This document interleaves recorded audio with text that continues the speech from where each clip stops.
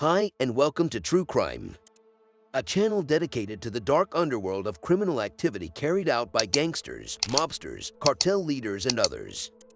Let's get started. FIFA was one of the most well-known, adored, and dependable organizations in the world in 1980. FIFA is one of the most vilified, criminalized, and corrupt organizations in the world in 2022. Dozens of FIFA executives have been arrested for fraud, money laundering, and racketeering, and now there are widespread demonstrations. We're going to list every single error FIFA made that contributed to the most contentious World Cup in history. Explaining how FIFA evolved from a straightforward football organization to one of the most cynical political institutions with more authority than countries. Involvement with some really corrupt regimes was one of FIFA's initial steps in its transformation, but this is nothing new. You know, the democratically elected government of Argentina was deposed by the military just 2 years prior to this World Cup, ushering in the new national reorganization process. The Argentine dictator Videla was eager to use the World Cup to cover up his atrocities against humanity and win support from the populace. FIFA was seen as a key component of his propaganda, and this World Cup was the first blemish on the reputation of theater. As a result of FIFA's strong reputation at the time, which was one of the major catalysts for the development of football and wasn't just growing because of the World Cup, and the fact that the World Cup was only one aspect of what made FIFA so famous, the outrage and impact of this were relatively minimal. The rise of FIFA. FIFA had presented the beautiful game to billions of people by introducing football to the world. They ensured that everyone could enjoy it because they were the football champions. However, they would require marketers, consultants, ruthless businessmen, and men who knew how to make money to facilitate their enormous growth, massive expansion, and good reputation. While this development would take FIFA's business to new heights, it would also be the main factor in the FIFA name being permanently destroyed. The person at the top of this system who would turn FIFA into an organization infamous for fraud, corruption, and money laundering was named Sepp Blatter. However, Blatter wasn't acting alone. He had an army of allies and lieutenants who collaborated with him to advance FIFA's goals. However, it went beyond FIFA's objectives. Blatter was using FIFA as his own personal business venture, which raised rumors of bribery and corruption. But because of his influence and FIFA's stellar reputation, these were largely ignored.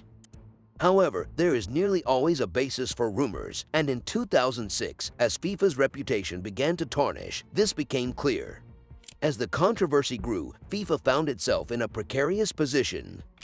It appeared like all of these rumors were just rumors until something unusual happened, where I'd been a roaring flood of league offenses and allegations suddenly dropped to a trickle. They desired power for themselves, and we have previously discussed the enormous influences that the World Cup may have on public perception. It definitely shouldn't be stressed that it also provided whoever had it with a highly profitable revenue stream. FIFA has had enormous influence over every corner of the globe. Nearly every nation was putting their hat in the ring for the World Cup's political gains, which were enormous.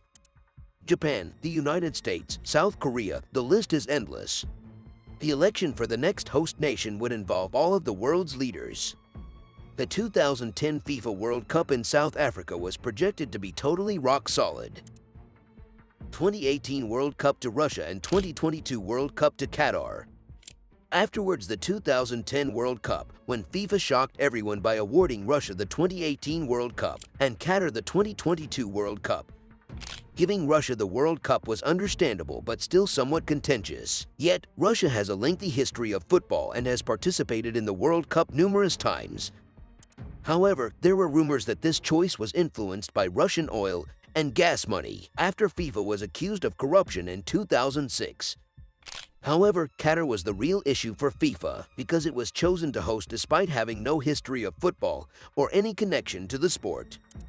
In fact, FIFA explicitly stated in their own records why Qatar was a poor choice to host the World Cup. Despite the fact that they were unable to come up with even one compelling argument, FIFA suspiciously voted in favor of choosing them to host the tournament. First of all, it eliminated every other competition, including international and regional leagues. Everyone was wondering why Qatar was given the World Cup because it broke a nearly 100-year-old tradition and was the first World Cup to ever be staged in the winter. FIFA whistleblower. Although no one could really prove anything at the time, eventually the corruption in the system came to light. Since there were only rumors and no concrete evidence, critics were left to make educated guesses. That was up until a whistleblower revealed information a year later that could destroy FIFA's corrupt empire. The whistleblower, a member of Qatar's World Cup bid team, alleged that two influential members of the FIFA Executive Committee had accepted payments from Qatar totaling $1.5 million. For this sum of money, it had been agreed that they would support Qatar's bid for the title. Simply put, the charges were unbelievable, and the public fury increased along with additional calls to overturn the 2022 decision. Unexpectedly, just 2 months later, the whistleblower recanted every assertion she had made out of the blue. As a result, the entire controversy became even more murky and difficult to understand, and as a result, it was once again largely ignored. For the time being, Aviva was able to cover their shady business dealings, but their reputation was beginning to suffer as more and more people realized how horrible the World Cup in Qatar really was. The cost of Qatar World Cup. You know, Qatar was also an unsuitable host because they had to construct every stadium from scratch, which was a very expensive endeavor because they had no good stadiums to begin with. In fact, it's predicted that Qatar would spend more than $220 billion on the 2022 World Cup, a staggering sum, especially in comparison to previous World Cups. In 2010, the World Cup in South Africa only incurred a $3.6 billion expense. Qatar spent more than 60 times as much as South Africa, but it wasn't just for the stadiums. Qatar isn't even a football-playing country. They have never before made the World Cup. However, at the time, people were still defending FIFA because there had never been a World Cup in the Middle East. It is possible that this excuse or another factor led to the lawsuit against FIFA. Until 2012, when the thief's mask would be lifted, the corrupt allegations weren't substantial enough to support a full case against FIFA. Many of them could be disputed or partially disregarded. To create a study on the numerous claims of bribery and corruption involving the Qatar choice, the U.S. Attorney Michael Garcia was brought in 2012. Garcia spent 2 years gathering evidence and compiling a case against FIFA.